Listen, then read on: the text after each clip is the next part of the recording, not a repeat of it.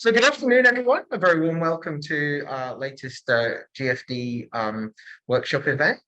So it's our great pleasure today to welcome two speakers who are going to run this afternoon's event. So we have, I don't know the camera you can see. Do you want to maybe step in? So we have Guy Smith and John, maybe you can step in as well. So we have Guy Smith and John Peloghitis. Okay, they are currently both teaching at the International Christian University. So Guy his teaching and research interests are in self-determination theory, student well-being, and what emerging research on cognitive and unconscious bias means for critical thinking. And as for John, so he's teaching academic reading and research writing and is interested in second language writing, syllabus design, and critical thinking. So it's a real pleasure to invite them today to run this workshop for us. So we're delighted to have you here. So I'm gonna get out of the way and let you start. Okay, thank you. Okay, hi everyone. So just very quick reminders. We will record a workshop. So if you want to access it, please send us an email, but we'll also publish it in the same event page. Then we are GFD, just very quick introduction. We do faculty development for professors who teach in other languages than Japanese. Please check our website. We have several different programs, and also we have LinkedIn, so please follow us. And we will, at the end of the meeting, there will be a survey, a feedback survey. It will appear like in this screen. Please click on it. For people in the room, we have a QR code. And I will have a 10-minute break in the middle as well, and then Q&A. Yes, that's all I think. So please, let's welcome our speakers today.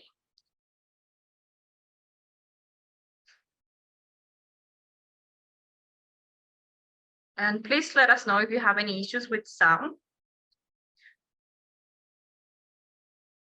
Okay, thank you very much. Okay, sorry for the delay. Welcome to the workshop. My name is Guy Smith. Today, we're going to talk about critical thinking and how critical thinking can contend with the challenge of cognitive bias. And are we only starting to realize what real critical thinking might mean? And my presenting partner today is John Peloghitis. Yeah, hello, everyone.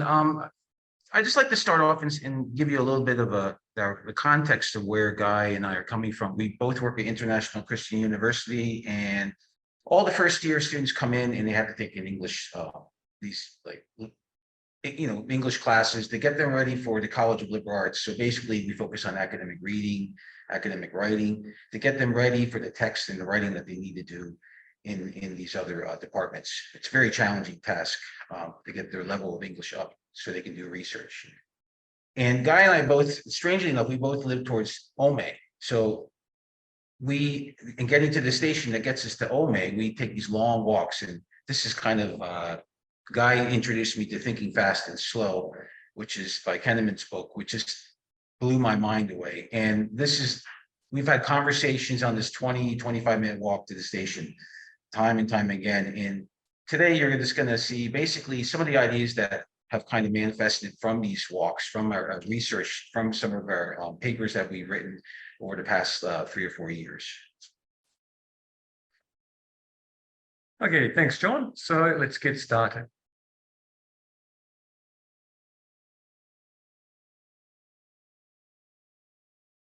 So first, I'd like everyone to don't think about a white bear. It's pretty tough. You know, if you're told to not think about a white bear, that white bear keeps popping up in your mind. Okay. So in the past, I guess 15 to 20 years, there's been a lot of research in this area, from the Foundation for Critical Thinking, why critical thinking is difficult for the human species, sociocentric thinking, egocentric thinking. Steven Pinker, in his chapter on reason, has commented that all students should learn about cognitive biases. Neuroscience has found that our intention comes before our awareness. Very interesting, there's a gap there.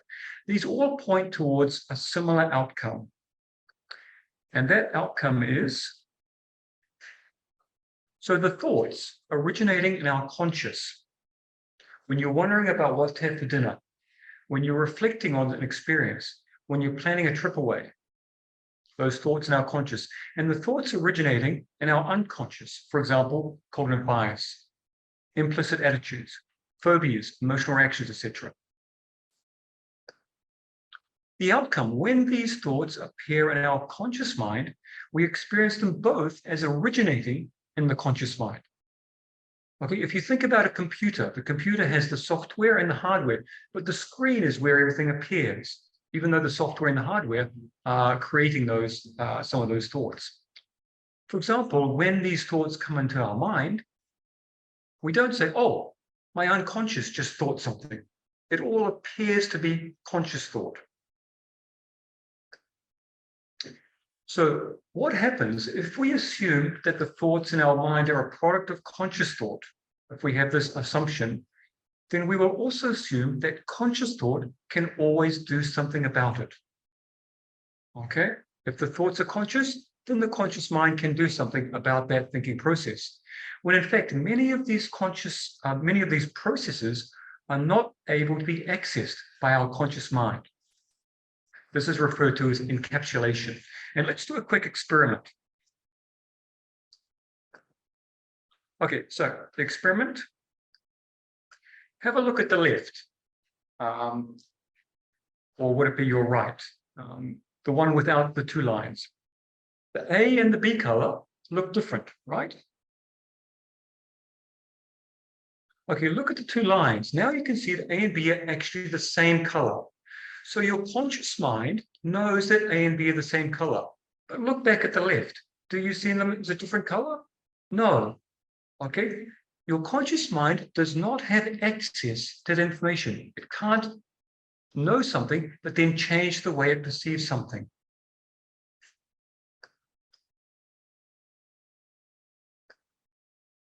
This is a problem. Our own biases are largely invisible to us. Okay, we can't control them or see them. So this brings us to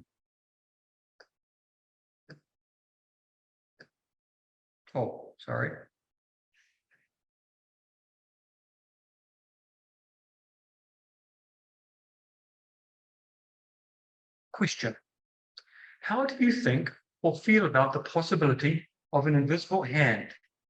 Not your conscious mind, your unconscious biases, phobias, and prejudices, molding and influencing an unknown number of your conscious decisions.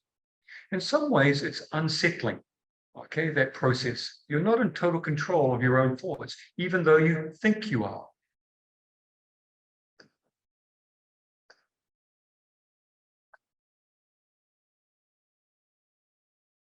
Wait.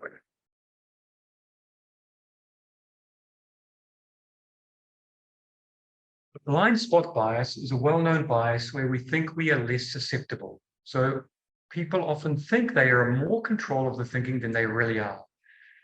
This leads us to a big problem for critical thinking. So the problem that John and I have been talking about a lot is how to move from A to B. So in traditional critical thinking, the goals of good thinking can be achieved by conscious reflection and evaluation. The individual is in control. Conscious thought is in the driver's seat.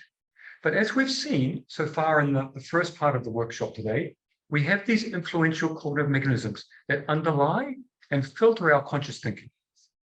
This means there's a very definite limit to how far conscious reflection and evaluation will be effective in monitoring and improving our thinking. We can't really be sure who is in the driving seat. So this is a problem we want to kind of state today, and we'll come back to this later. First, John is going to walk us through some examples of cognitive bias, what we've been doing in the classroom, and how we've been exploring this in our own teaching. John, over to you.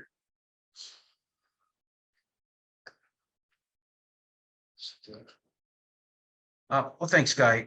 So one of the great things about the cognitive bias is it's just seeing it, like using thought experiments to see it come out in our students, see it come out in ourselves. And Kahneman started and through a lot of these thought experiments in this book. And I like to do these in my classes, when I'm stressing critical thinking and cognitive bias. But here's an example that Kahneman used in one of his books. And he asked, would you be willing to make an annual contribution to save 50,000 offshore Pacific Coast seabirds from small offshore oil spills? All right, and he did something very interesting. He took 3 groups. He divided the group A, group B, group C, and gave them slightly different instruction. In group A, he basically just asked, what would you be willing to donate? All right, that's it. Group B, would you be willing to donate more than $5? And then he asked the same question, what would you be willing to donate? In group C, would you be willing to donate more than $400? What would you be willing to donate? A really interesting results here for this. Group A, $64. Group B, $20. And group C, $143. I mean, that's a big difference, right? From group A is 3 times larger than group B, group C, double group A. So it's quite a big difference. Point is, when you're asking for donations, set the bar high, right? Next, another little thought experiment. Now, this is something I don't do because my students aren't familiar with Pacific, seabirds and so on. But there's a simple one about like, what's the highest tree? Like, is the highest tree, bigger than or less than 200 meters? And then you can ask another group 20 meters, and then you ask, how high do you think the highest tree is? How tall do you think the highest tree is? How tall is the tallest tree? Sorry.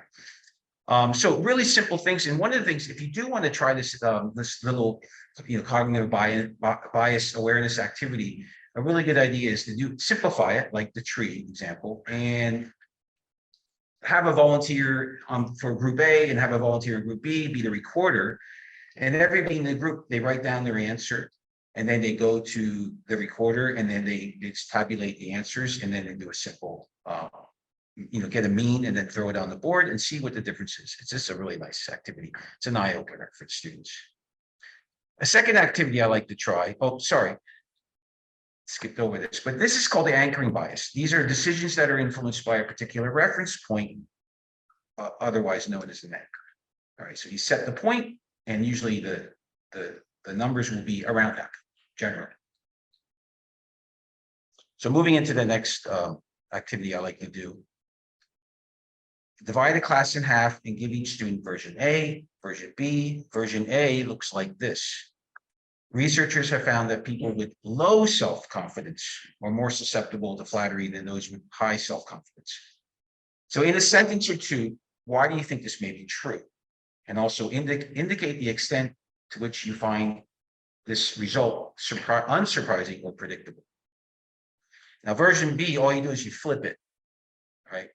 They found that people with high self-confidence are more susceptible to flattery than those with low self-confidence, and then the same instructions follow.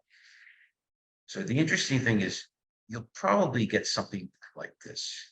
You'll get, in our classes so far, we've seen about 80% of the students who receive version A and 80% who receive version B found that their versions aren't very surprising, they're predictable. I knew it, basically, right? Despite their findings, despite whatever version we give them, same attitude, they knew it. The really interesting thing about this is you can actually have a little fun with it. You can have the students who you have version A and version B and kind of let them say, all right, so why do you think this is so? And have them like just discuss it for a little bit. And you'll see that they'll kind of take ownership of the reasons that they come up with. And then you can actually have them talk to the version B and see what kind of dialogue you'll get. You'll get some really interesting conversations there. Why? Why does this happen? Well, this is hindsight bias. I knew it all along effect, which occurs when people perceive new facts and construe beliefs that from information that was expected, predictable, and also past events as having being predictable, more predictable than they actually do. A third little experiment I like to do is you choose several highly disputed statements. Drinking 1 or 2 cups of coffee every day is healthy. Kyodai is the best. Oh, I meant to say Kyodai is the best university in Japan. No, I'm joking. Threw that in there for be a little provocative. Number 3, all elementary students in Japan should study English. So All you do is ask the students whether they agree or disagree with the statement. All right. And their estimation of the percentage of students in the class who share their same view. Again, get some really interesting results. And for the studying English question, you agree or disagree with the statement. You'll see that in a class of 52, this was several classes actually, but in a class of among 52 students, 40 agreed that studying English is important, 12 disagreed. So you're basically 77% versus 23% of the students. And then if you ask them, estimate the percentage of students who share your views. Interesting enough, the people who agree, it's around the same, right? 72, 77 versus 72, about the same, right? But the people who disagree, the 12 people who disagree, they also think everybody in the class disagreed too, right? It's nice to have, be in good company, right? So again, just showing some interesting results there. So why does this happen? False consensus bias. People tend to view their opinions as being that of the consensus. They take some comfort in that, I think. So these are just some simple exercises to take 5-10 minutes in a class. And again, it's not like so much like, see how stupid you are. No, it's not about that. It's about like seeing them open their eyes and saying that, hey, I could be wrong. And also the teacher being a part of this, saying that I've also fell victim to this too. I mean, we're not laughing at the students. We're all part of this, and letting them know that is really, really important step. It's a first step, very, very important step. And when looking at cognitive bias, guys can talk a little bit more about like what bias means and whether it's all good or bad. Yeah, so at this step, we'd like to take a little step back. No, wait a minute. Bias, it's all bad. We're kind of presenting this as a big problem. But in fact, a lot of these biases have very important roles in our thinking. Okay, for example, the false consensus bias, which John just talked about, assuming that other people share your views can work very powerfully to stabilize groups and group norms. It's good for the group. Hindsight bias can be bad, can make us mistakenly think we knew something all along, but it also helps us to update our memories and understanding to make that information our own thing. Anchoring also can be bad, but it can also give us a base to work from. For example, 99% of our time has been spent as hunter-gatherer groups. And if one of the members of the group runs up saying, oh, there's an enemy force of 30 warriors coming our way, that number 30 is very important. Do we stand and fight, or do we run to the hills? Okay, so anchoring has been a very important part in our evolution. Okay, we're moving into part 2 now, where we'd like to talk about our own research into cognitive biases and the manifestation of cognitive bias in the Japanese context. John's going to start off with some of his own research. So Guy and I have been doing some research for the last several years, but I'm going to focus basically on a more recent study where it's basically an extension of other research, but I really want to see how it looked in Japan. Like, how are we getting the same results in Japan? So some of the research questions that we're exploring and I'm exploring, or that we are going to explore, include like, are thinking dispositions correlated with my side bias, confirmation bias? We'll get into like what exactly that means a little bit later. And if so, which ones? Also, like some research has looked at like intelligence. Like, is intelligence correlated with cognitive bias? You would think that the smarter you are, the less bias you would have. Secondly, to what extent and to what degree does my side or confirmation bias exist among the students we teach? Now, this is like really important for us, because if we're going to teach critical thinking, we need to see like, is it really something that our students are dealing with? To what extent and degree is cognitive bias mitigated through our critical thinking instruction? This is something that we haven't really got into yet, but something that's definitely on our radar, is something we really want to address. And lastly, does decontextualized instruction, for example, like asking for counter arguments, mitigate my side or confirmation bias in assessing research and formulating arguments? So these are 4 kind of research questions that we're kind of interested in. So just to I'm not going to go over this in great detail, but this is called the flexible thinking skill. This is a part of the thinking dispositions survey. And this is just look at some of the, like, number one, it says true experts are willing to admit to themselves and others that they are uncertain or that they don't know the answer. Or number two, people should take into consideration evidence that goes against conclusions they favor. So you'll see there that the students in the survey, a lot of students were strongly agree. And the gray area ones were reverse scored because not everything's going to be on the same scale. So you'll see there that generally the ICU students who took this survey generally knew they had flexible thinking, basically. Was it correlated with the cognitive biases that came out later in another task? It's actually a little bit negatively correlated. So it didn't really have a major impact on mitigating cognitive bias. So another task is called the argument generation task. In this task, I asked students like three statements, their arguments. Like, for example, college tuition should be free.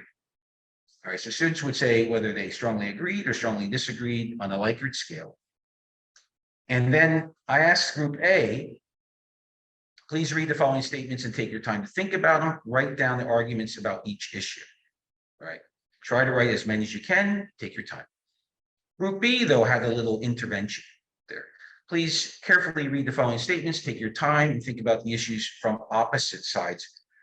We would like you to put aside your personal beliefs. Write as many as you can, and try to give both reasons for and against.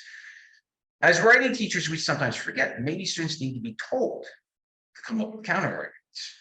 All right, so that's what I want to do. In this task, I wanted to see two things. Number one, when asked whether they agreed or disagreed with these statements, I wanted them to then list the arguments for their belief or for just the argument in general.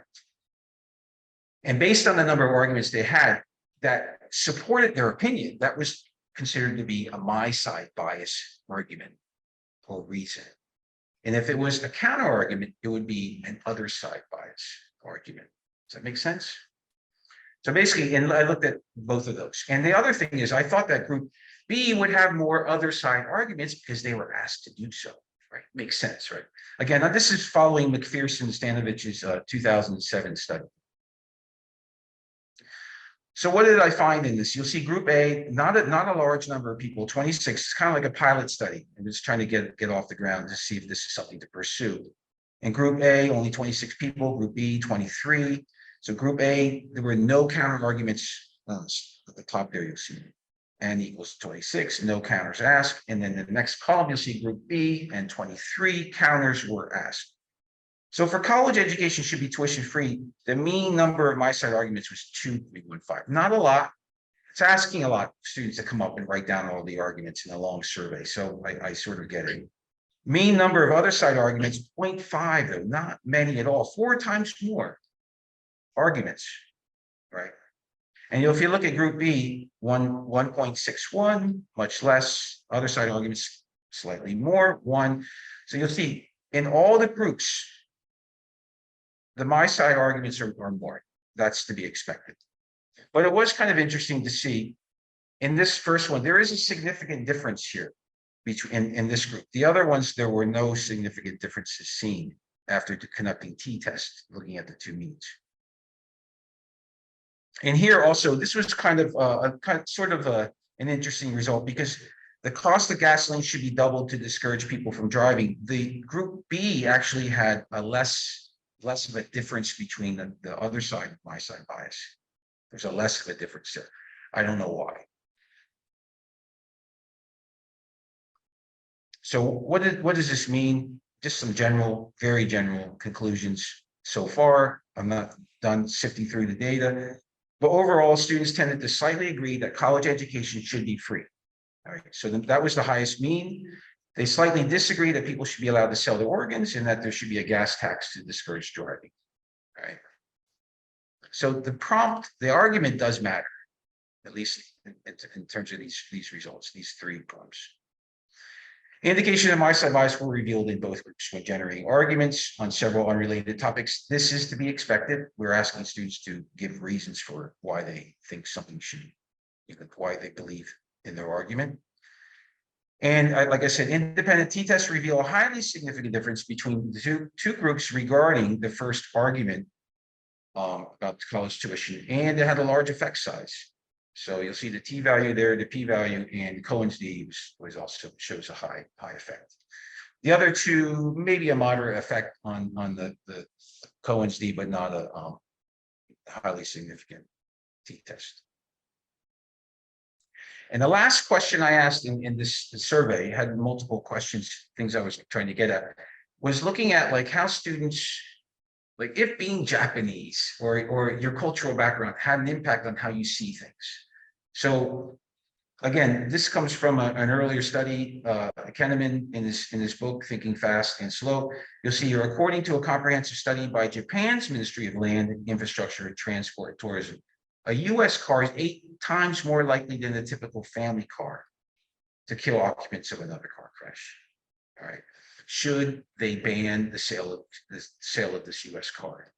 So again, 1 is yes, 6 is no, and you'll see here that generally people are saying no, a little bit no on that, right? Do you think that this car should be allowed on the streets in Japan, just like other cars? And again, no, slightly no, right?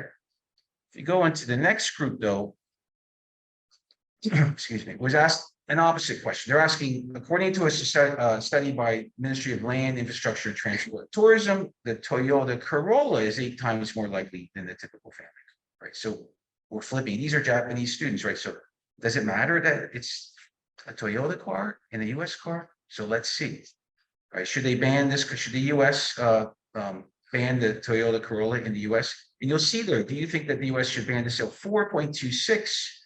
Again, much more people saying no. Right, much more people. And should it be allowed on the street? More people are leaning towards yes. So again, quite surprising, right? You can see like it's a small sample size, so I'm not going to really, but it's interesting and maybe something that I want to maybe pursue with a larger sample size. So just to look at the means side by side, you can see there that the means for the means are quite different. Participants were more willing to ban the foreign car in Japan than the Japanese car abroad. Although sizable differences can be seen in the two questions, these differences are not statistically significant. Cohen's d is 47, so approaching a moderate effect size, but it's not. So basically almost there, but again, we need to do more research on these questions. And Guy's going to talk a little bit more about my side confirmation bias, because I really didn't give you an idea about what that was, what this bias is. So, yeah, thanks, John. So this research that John has been doing into my side bias, I'd like to talk a little bit more about that because it's a very important one for academic work. In some ways, we can say it's a double-edged sword. So what is my side confirmation bias? This is from Mercia. People have a my side bias, a tendency to find arguments that defend their position, whether this entails supporting a position they agree with or refuting a position they disagree with. So in my own case, I drink a lot of coffee. And I know Cecilia does also. And when I'm looking at my Google News feed, and there's an article which says coffee is good for you, I will click on that article happily, cheerfully, and read through the benefits of coffee. When I see an article which says coffee is not so good for you, either I don't click on it, or if I do click on it, I'm looking at the study saying, oh, they only had 26 participants. Oh, they only had participants from North Europe. Oh, big problems with this study. So you can see how I'm deliberately distorting the positions to defend something which is important for me. I love coffee. Just a quick word about why we're putting my side / confirmation bias. So probably a lot of you are familiar with confirmation bias, but recently there's been a move to use my side bias instead of confirmation bias. Now, the reason for this is that the word confirm means to check something, whether it's true or not. But confirmation bias doesn't do that. confirmation bias is about your preference for certain facts, a distorted view of the truth. So a lot of papers, a lot of researchers are moving towards using the term my side bias. For example, if you go to Wikipedia, you'll now see confirmation or my side bias. In the titles of papers, you can see confirmation/my side bias. And some people are just using my side bias. So they're the same thing, but there is a trend in the last 5 or 6 years to use the term my side bias to refer to this tendency to prefer information that aligns with your identity or your values or your preferences for how you want to see things.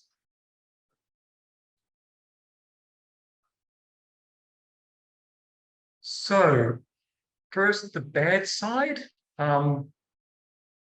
What this means is that your views, your opinions, your arguments are all filtered through this lens that seeks to protect your identity, your values, your opinions. This is from identity protective cognition theory. When I'm looking at my Google News feed, I avoid those coffee negative articles or I read them very skeptically. So it's filtering how I approach information, how I deal with information, how I view information. This is a big problem for academic work. If this unconscious bias is getting in the way of how you look at things in your academic work, research, at a very fundamental and in some ways invisible to you. Confirmation, my side bias, the worse, it's getting worse, sorry. Research shows that IQ, how smart you are, doesn't mitigate it. The work by Stanovich and Weston Toplik, IQ is not an important factor in mitigating my side bias, reducing it. And also Kahan in 2016 found that greater knowledge in a certain area can make it even worse.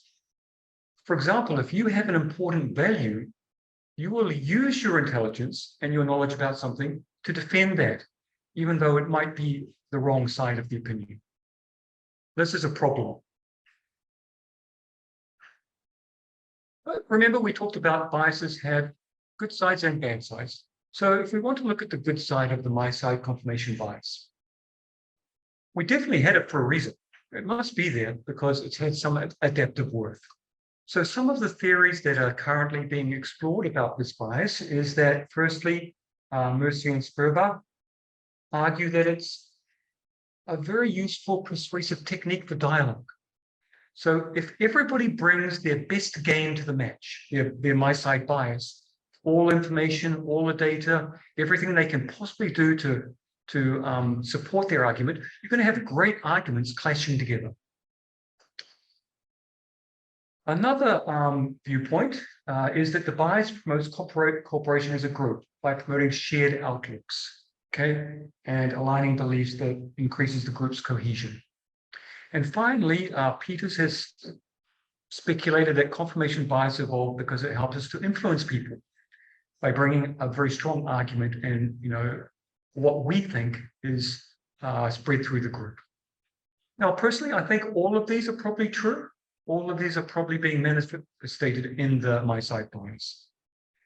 But we don't really know exactly what's going on yet.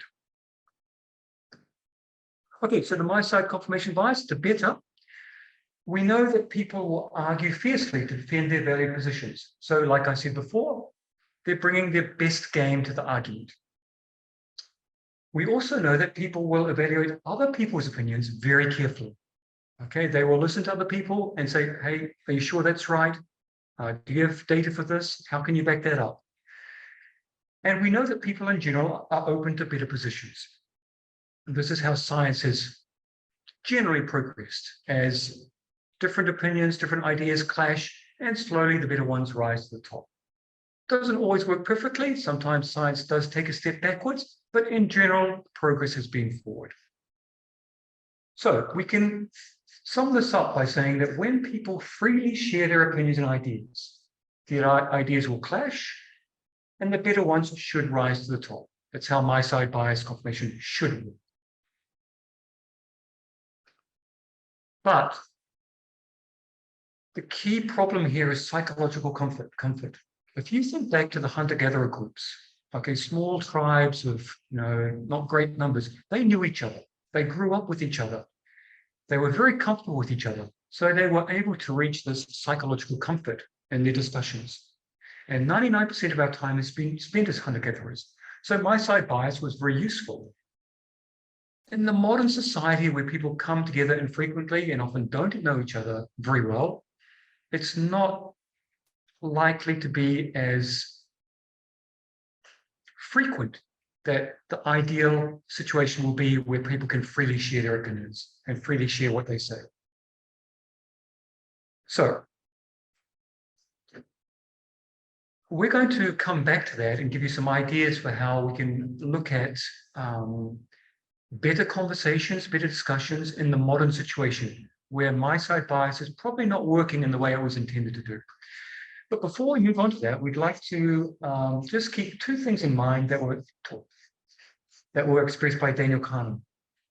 The first thing he said is, we couldn't survive if we weren't right almost all the time. We make some interesting mistakes, and sometimes they are important mistakes. So most thinking is just fine.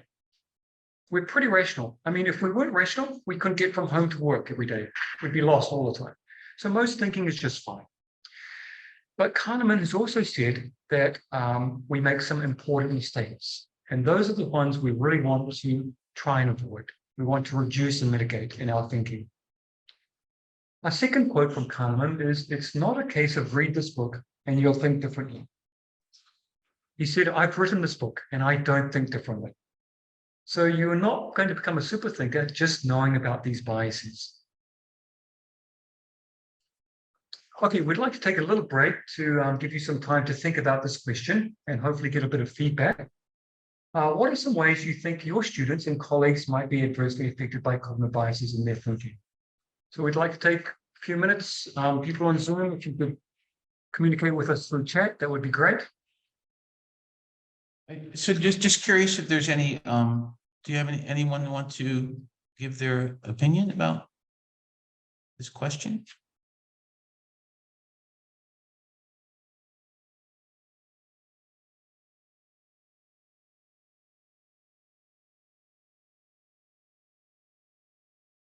Or anybody here? Yeah, anybody here as well? Yeah. Well, I mean, for me, when I look at the question, so I'm thinking, are we asking for the consequences of what you said adverse developing and disadvantages of cognitive bias, or are we asking for why cognitive biases happen? Sorry. Yeah. Would you mind saying that again? So the question, it says, how do you think students and colleagues might be adversely affected by cognitive biases? Yeah. Yeah, like my side bias, Or hindsight bias, false consensus bias, and so on. yeah. So this would be the result of those biases, the consequences of those biases. Is that what you're referring to, or why those biases actually happen? The origin of those biases. Could be either. Okay. Just, have you thought that, oh, wow, my colleague might just be, being affected by my side bias there. They bring up all these arguments which are not really connected to the thing, trying to protect some certain value or something. Right.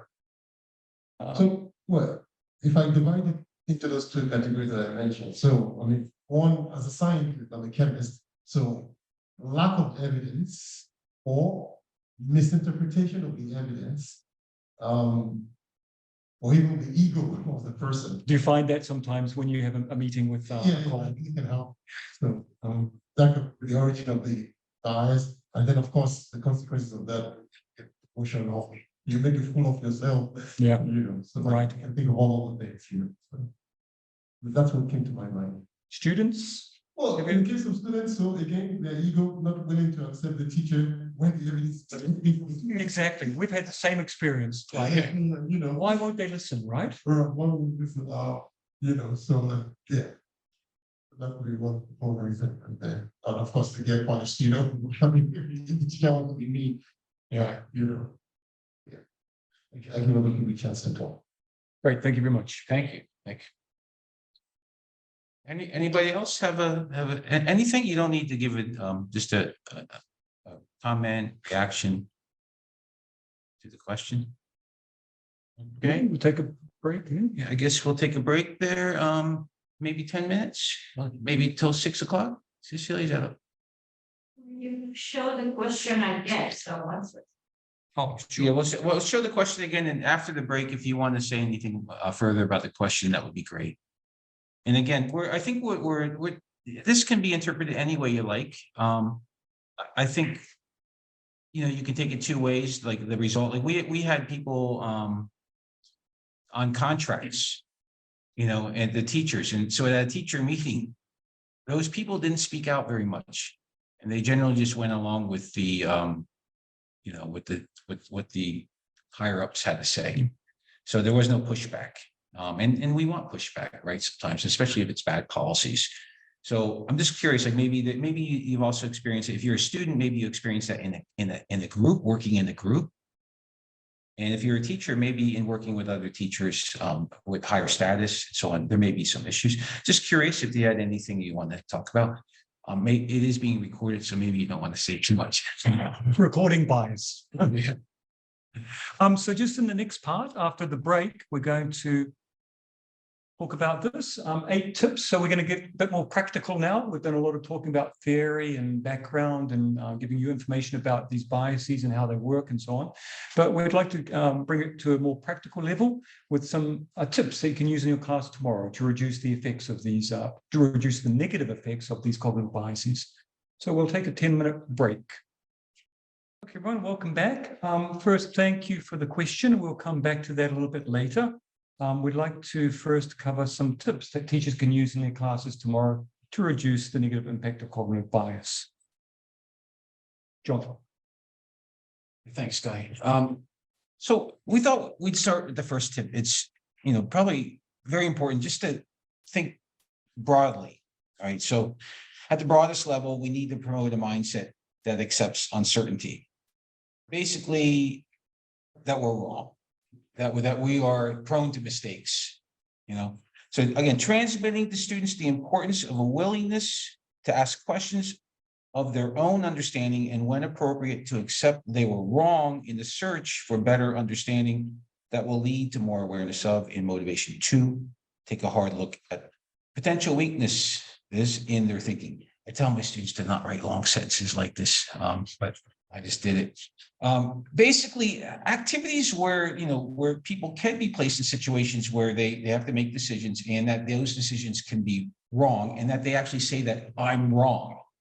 I don't know, I'm showing my age here, but there was this TV show called Happy Days in the States, and the main character, he couldn't say, he was like, oh, he could never say he's wrong. It's just, it's fun. And sometimes I'm like that when I have an argument with my wife, but you'd be surprised that students, just saying the word that I'm wrong, it really does. It opens up your mind to this. So again, just putting yourself in a situation to feel vulnerable.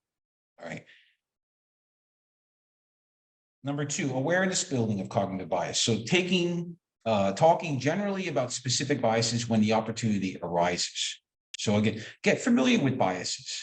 Find out what they are, like some of the major ones.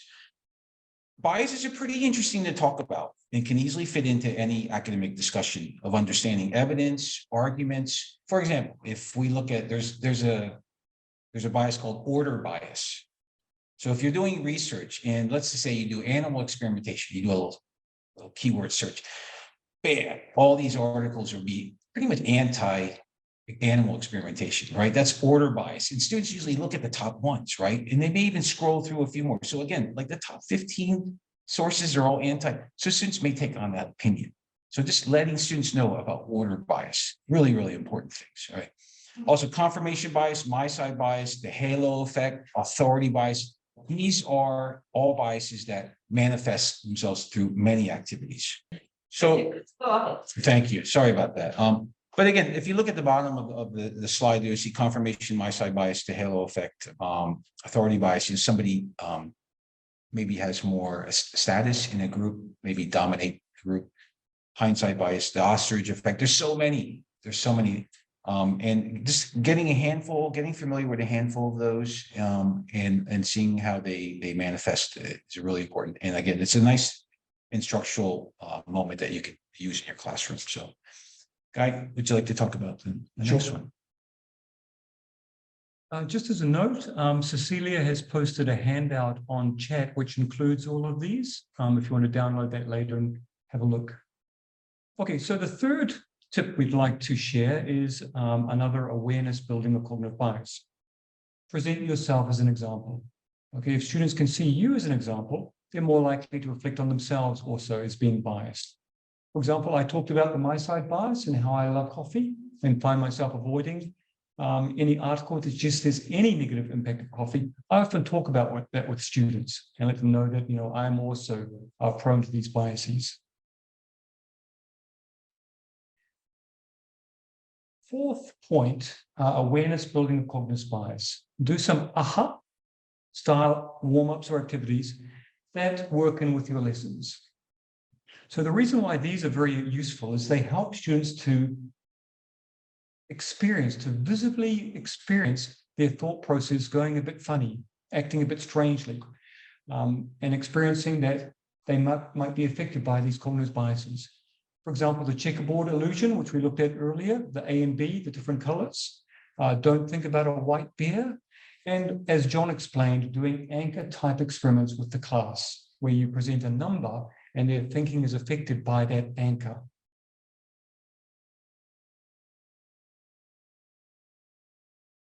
Okay, John is going to take over. This time we're going to look at some ideas to reduce the negative effects of cognitive bias. Okay, thanks. So yeah, next, reducing negative effects. So in this case, I just do brainstorming. I mean, generally, if like writing teachers or even like when we're doing speaking activities in class, there's some times where we want students just to brainstorm, to get ideas. I mean, collaboration, you try to use that in our classroom. So an interesting thing though, that we've seen a lot of biases manifest themselves in group work. So why not, before we put them in groups and brainstorm together, do it individually and have students actually write down something. So that way that's their own idea. And generally when it's written down, they'll maybe feel a little bit more attached to it in some ways, right? So when they come to the group, they'll have an idea that they can share, right? So again, many biases emerge due to group influence. And you'll see that sometimes members, this may mean that people will simply agree with one of the opinions without voicing their own ideas. They'll water down their own opinions to move closer to the more dominant position, maybe that's being discussed in the group. And also they'll pretend to agree, but maybe inside they'll be like, I don't want to listen to them. And again, the biggest problem here is that they're not voicing their opinion and ideas are not being generated. Another great activity would be something called red teams. I don't know if you've heard of this, but red teams are individuals or groups within the group whose job it is to challenge, attack, or defeat a plan or proposal. Sustine and Hasty did a lot of work on this. And what's really interesting is, again, it's like, if you were in a group and you're always saying, but what about this? What about that? That's annoying, right? But if that's the person's job, right, that's not a bad thing, right? So again, by requiring questions and having people challenge ideas, it's not like you're hoping it will happen. It will happen, right? Because you put that nudge in there. That's just Sustine and Hasty. They look at these nudges, these interventions. And because of these interventions, you'll get better ideas, right? So the red teams can reduce negative impact of a large range of biases, basically attached to groupthink, right? The halo effect, authority bias, we've already talked about some of these. A very effective strategy, something that maybe we can do in meetings, right? Like faculty meetings, right? Staff meetings, right? And then reducing the negative effects of cognitive bias. You also see that teachers and students should be encouraged to raise counter arguments and counter examples. We talked a little bit about like the idea generation, like throwing those interventions in there, but teachers can do this too, right? Whenever arguments are being offered in class, throw out counter arguments. That should be a constant thing, just a sounding board of just like a counter argument, a counter example, and going through, let students know that it's okay to give counter arguments. People are quite good at evaluating other people's reasons when it comes down to their own opinions and reasons, right? People are not so subjective about these, right? So this is often that various cognitive biases related to protecting their self-image, right? And maintaining an identity with certain values that are core to a specific identity. So again, we need to get, used to this idea of always presenting other ideas, other opinions. And Guy will go through the rest of the tips that we have here.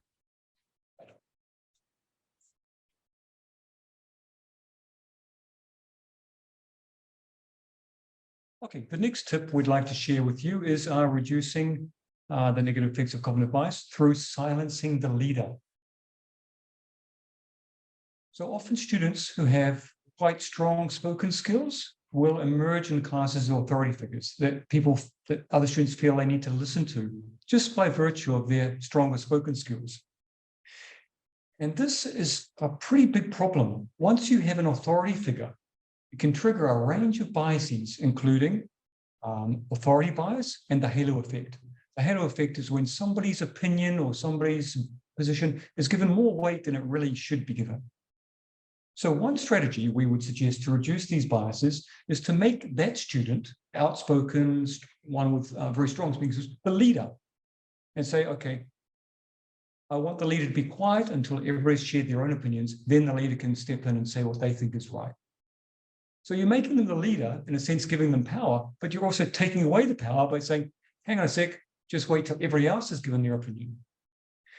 This is a very powerful technique because not only will it let others give their opinions when they may not have done after listening to the leader, but the leader will listen to these other opinions. So it can have a very powerful two-way effect here to silence the leader.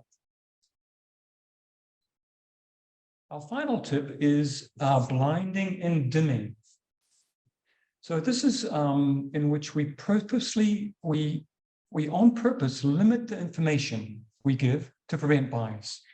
So one example of blinding that John and I have used is to use a two-step approach in grading essay tests. So we have a cover page with all the student information, their name, their ID, et cetera, and we have an answer sheet that only lists the ID number. Okay, we collect both sheets and separate them. So when we grade the essay, we're only looking at the ID number, and we don't know who that person is. The problem is that, when you're with a group of students, say 20, 30, 40, you will like some of them better than others. It's just human nature. And as teachers, we want to be neutral and we want to be objective as possible. But the fact is that we will innately, instinctively like some of these students more than others. And through repeated interactions, you build up a greater bias of liking some students more and liking some students less. But you don't want that to affect your grading. So this is one way where you can really take that out of the equation. You can make sure that you're not looking at the name and bringing up any kind of bias or way of thinking about the student that might affect the grade you give them on their essay test.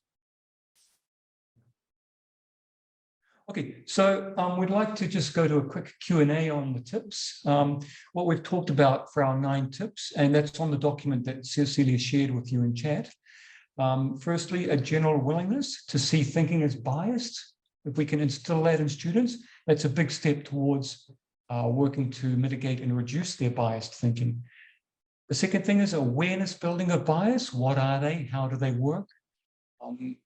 How might they affect thinking?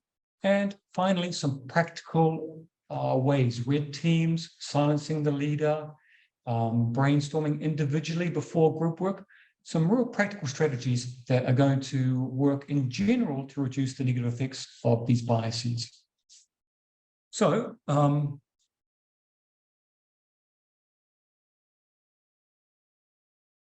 do I get back to the original screen? So there. The presentation or the people? With the people. Ah, with the people. Then we stop sharing? Oh, yeah. And it's going to take us back. Oh, great. Yes. So we had a question from, where was it? From Joshua. And we hope we've partly answered your question with these strategies. These are applicable to also staff meetings.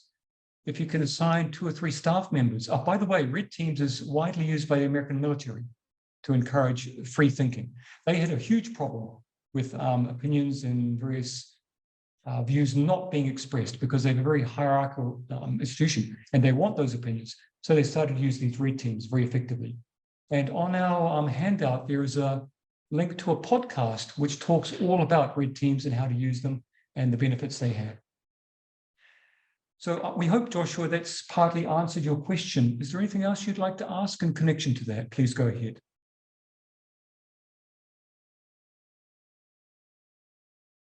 You also write the answer. Yeah, or if anybody has a question in chat, please feel free to post anything.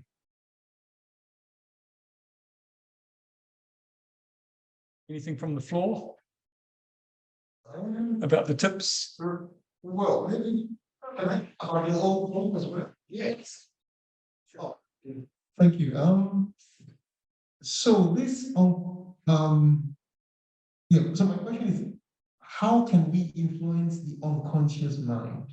I mean, you said that we don't have any control of it, but definitely it got there by somewhere. And I was going to think, is it genetic or whatever? I mean, it got, that's the feeds into it.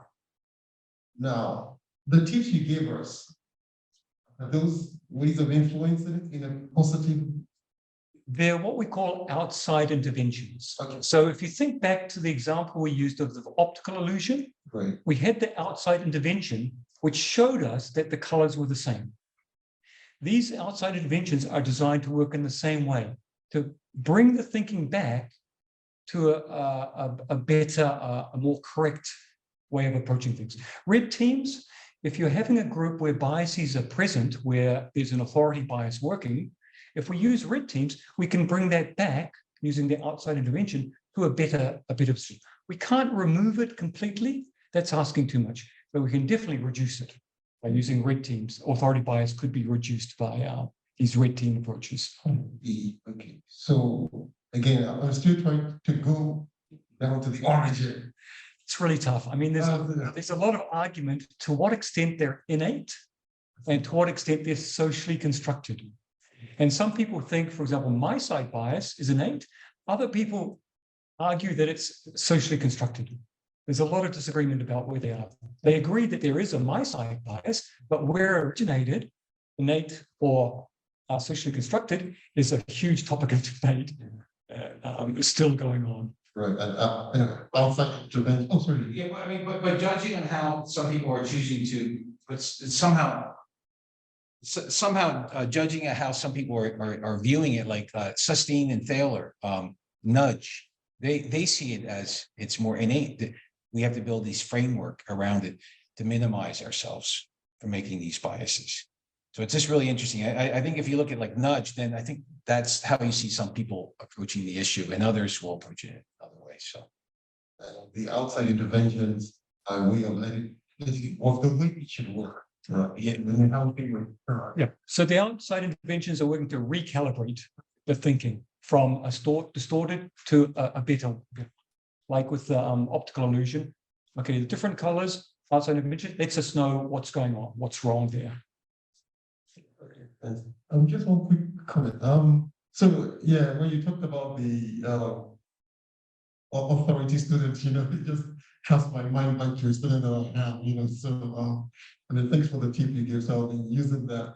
I actually normally try to learn the names of my students. We have small class of 16 students because I found that way I don't want to use the word control, but I can kind of regulate the class. So I kind of build rapport with them.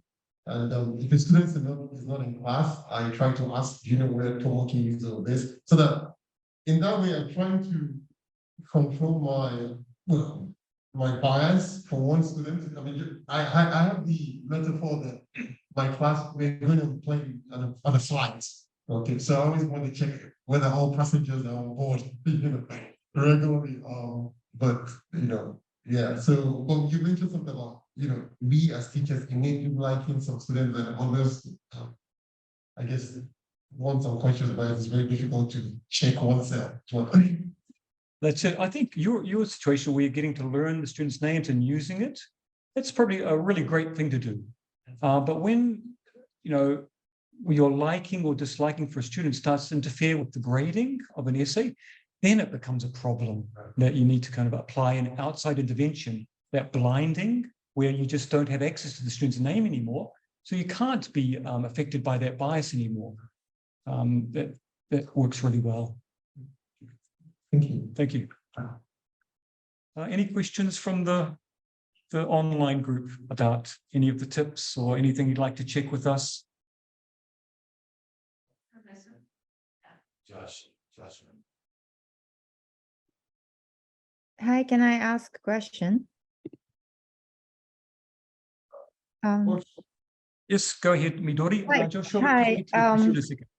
Thank you very much for a brilliant presentation. It was very informative, and I have been teaching public health and especially focusing on culturally, historically, socially, economically disadvantaged group and how we can provide equitable health services to people. And the one of the key things that always coming up in my classes is that this sense of students' awareness about the privilege that they may have, or what kind of privilege might be affecting their biases and the way they see the attitude and behavior.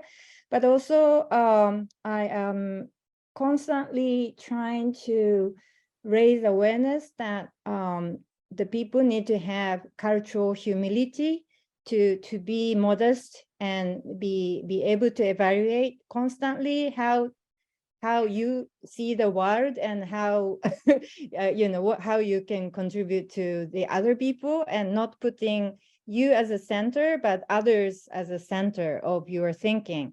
How can you link the whole tips that you have provided? I have some ideas, but what do you think about this cultural humility, sense of prejudice, so not prejudice, the privilege in relation to the cognitive bias that you talked about? Well, that's, awareness is very important. I mean, we also stress that in our tips. But for example, in America, diversity workshops were the target of multi-billion investment, diversity workshops. However, the impact of those workshops was very small. So awareness is like the first step in where you want to take your students. So I think it's great that you're building an awareness.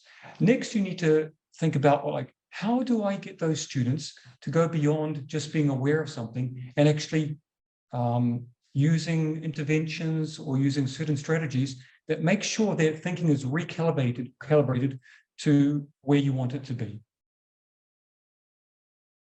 Just awareness is not going to change something because the biases are so hardwired and so ingrained in us that we can know about something, do it.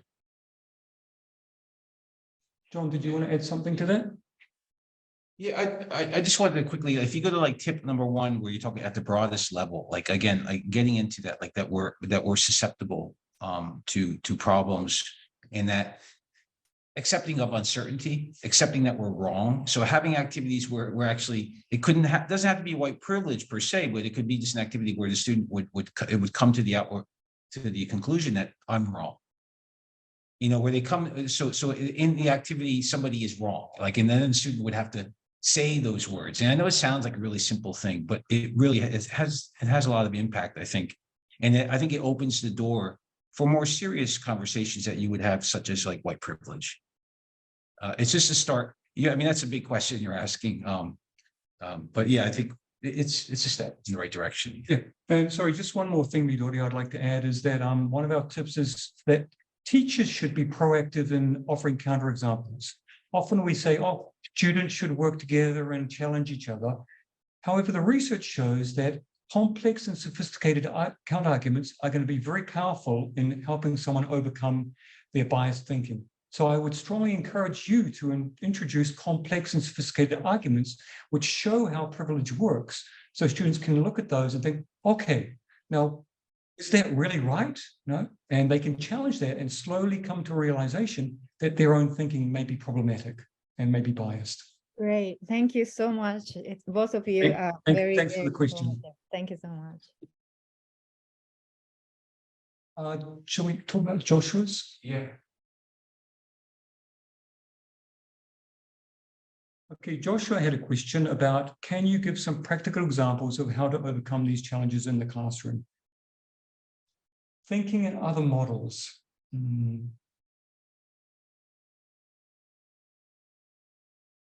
John, what do you think? Yeah, I'm trying not. Sure.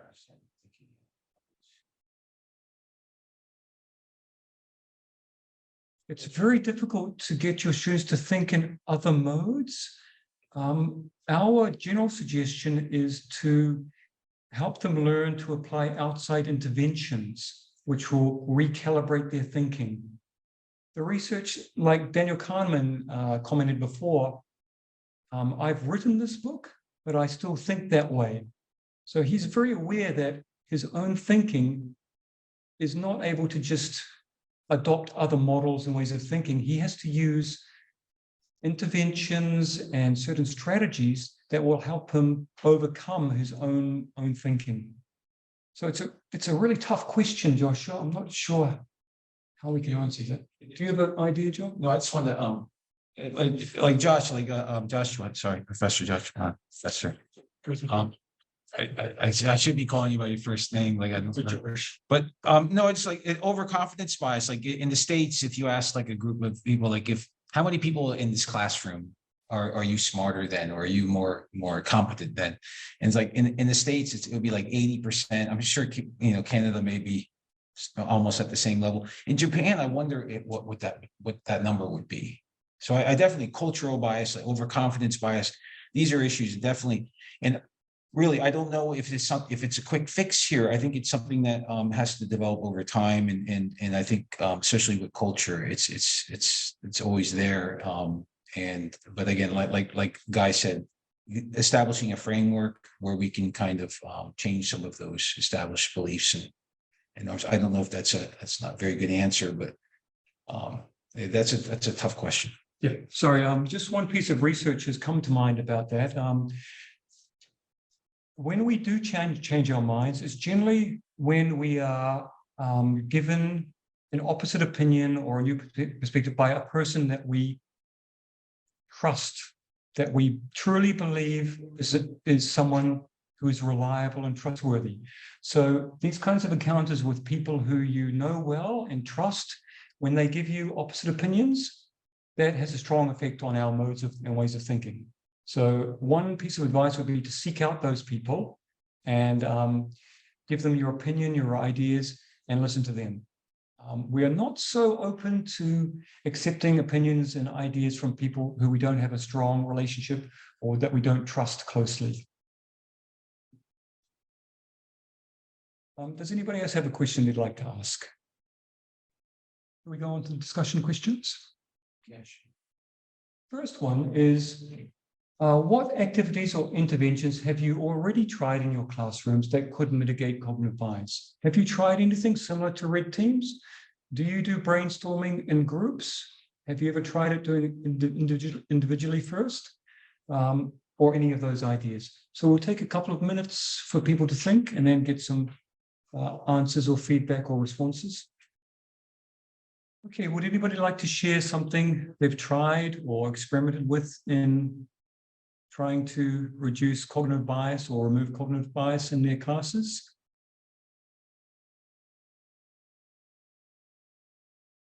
Or from the floor? You're my go-to person.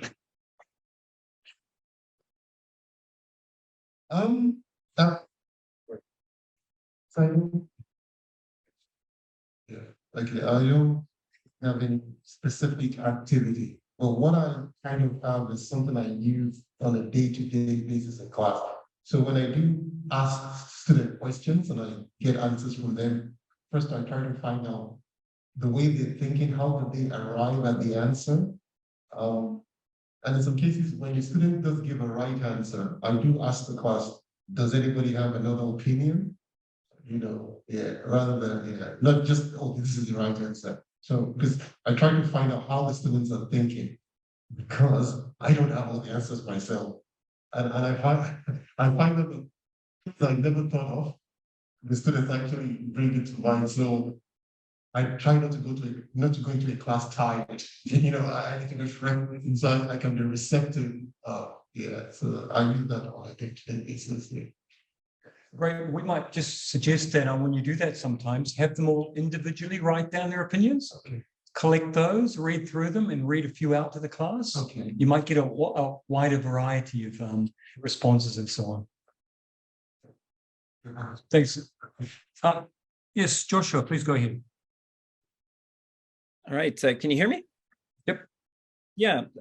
So I teach an environmental ethics class. And one of the things that I try to do always, so for example, when we talk about animal rights, is asking the students what they think about zoos and aquariums. And usually that's quite positive and exciting. And then it's usually quite a long process, but getting them to go away and read a little bit more about animal rights, different opinions about it, and then we go back to that original question and try to reframe it a little bit. And oftentimes the students have a bit more of a deeper meaning or a deeper answer than just, I like them, I dislike them. It becomes a little bit more nuanced. And I think that's one way to challenge their personal experiences and whatnot. Yeah, great. I mean, that sounds like a great process. I mean, you're talking about it, then you're going away and learning about it, then you're coming back and reviewing it. That's the kind of cycle of, updating your beliefs, updating your opinions that we really think is important, right, John?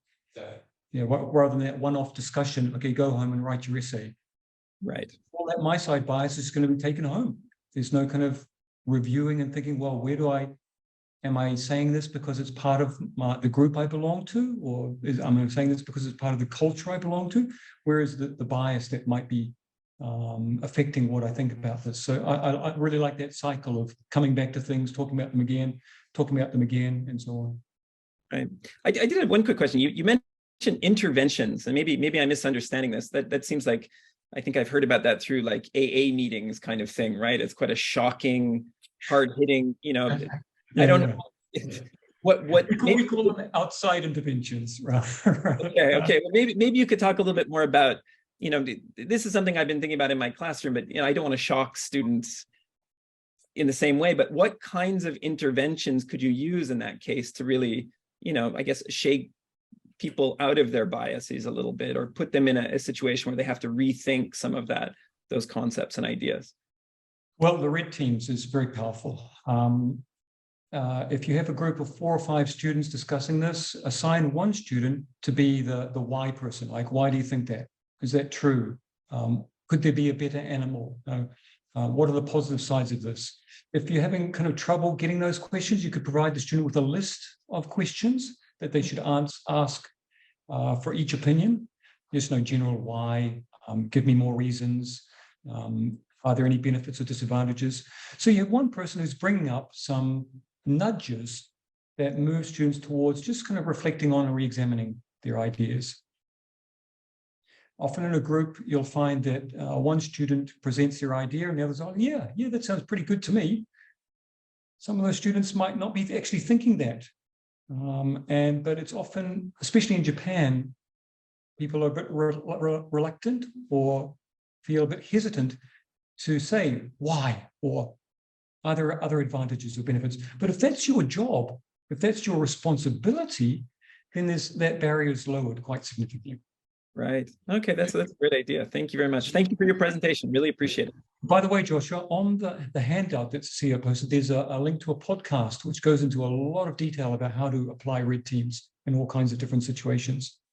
Fantastic. Yeah, I just opened that up. I'll check that out for sure. Thanks. I just want to add on that, Joshua, just like for our writing classes, like I actually have a portfolio, and the students write in the portfolio, and in there you have like links for things, which is kind of like not an intervention, but at least making information more accessible.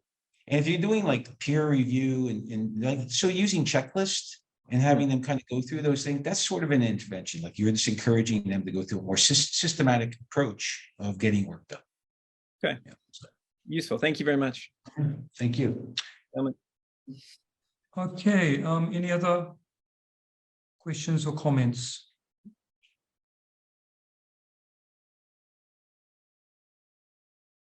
So, okay, the question The second question we'd like to just propose is, at institutional levels, as Stephen Pinker has claimed, do you think all college students should be learning about cognitive bias and how to reduce these negative effects? Should it be just a part of institution critical thinking learning in all fields, in all disciplines, in all areas? So we'd like to give you a couple of minutes just to think about, this question. Okay, would anybody like to say anything about this? Does anybody have any opinions or ideas, thoughts about this question? Should this become a general part of critical thinking at an institutional level?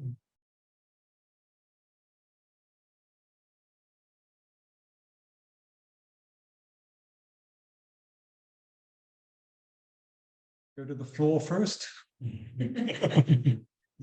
Last time we were good. Yeah, I think it's we should. I mean, certainly in an academic setting, regardless of the field, it is important. And I would argue even in life in general, I mean, you have it is a kind of self-discovery. You have to know your limitations and your strengths. And when we go back to the university setting, I mean, we want to produce graduates that are aware of these biases because they will go on to shape society. And, so I think it is essential, so, Great. Thank you very much. Any comments from the online group?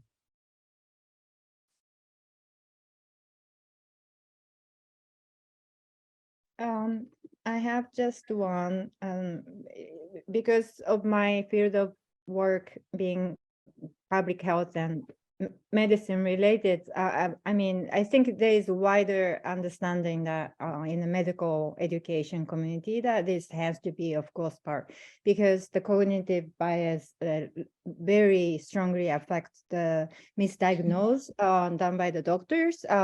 So as the public health policies that could be substantially influenced. So I think definitely in the field related to my work, we should, not only the students, but first teachers need to know how to teach those, how to teach or how to make them aware and be able to make judgment based upon strong awareness of their own biases.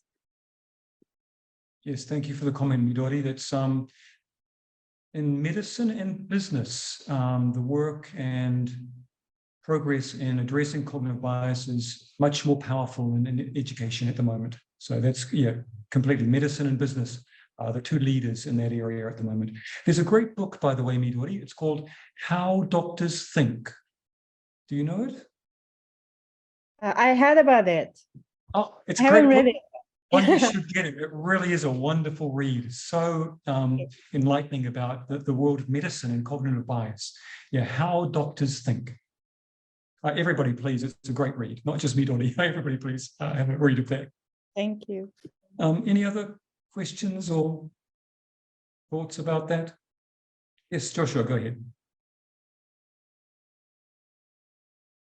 Hi, can you hear me? Yes.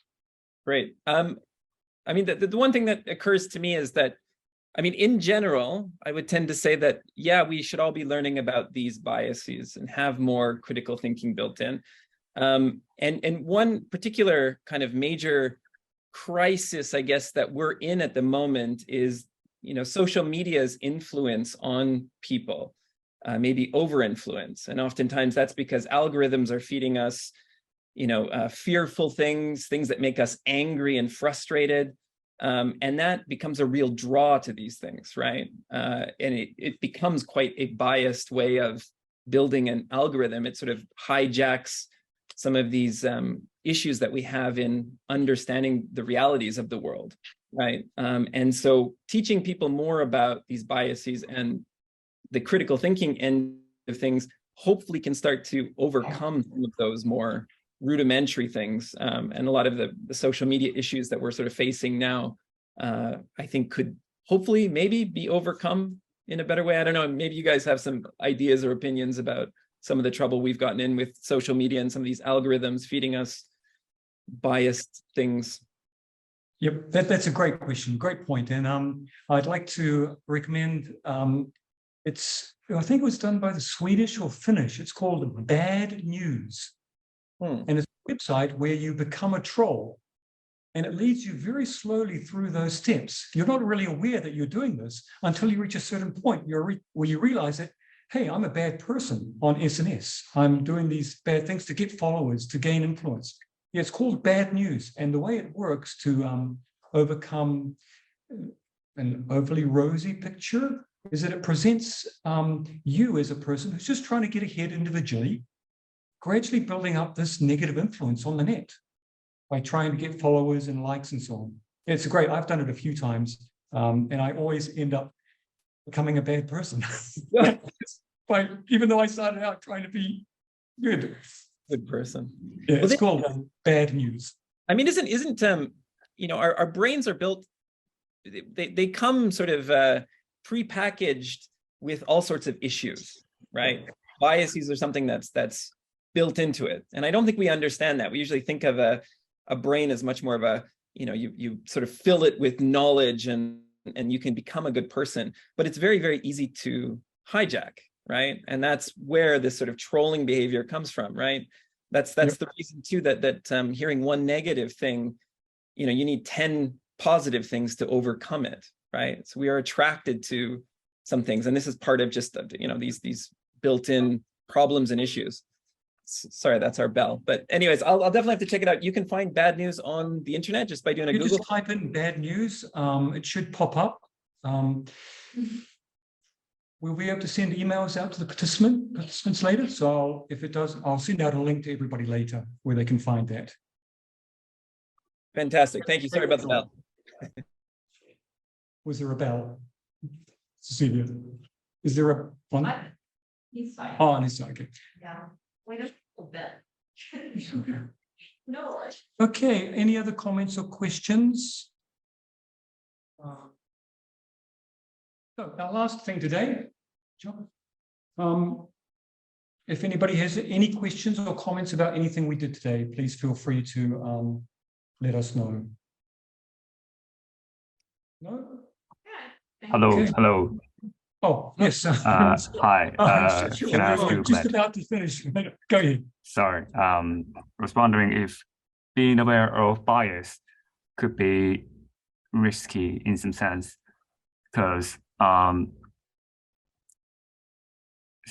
sounds to me like being skeptical about yourself, but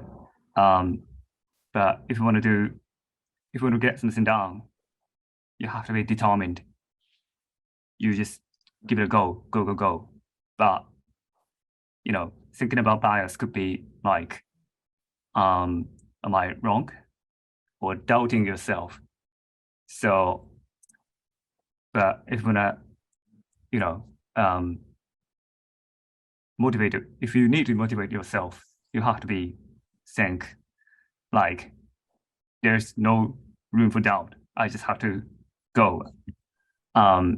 So I was wondering if there might be some sort of risk in being aware of bias. What's your comment? Yes, there is a risk, of course. For example, as a teacher, when I go into a classroom, I want to be as confident as possible. I want to have confidence in my lesson and what I'm doing. But when I leave the classroom, that's when I start to have the doubts and reflect on myself. Did I do the right thing? Was I thinking the right way? Could I have done things better? So it's a contradiction. You need to be both confident, but also uncertain, and use those two tools.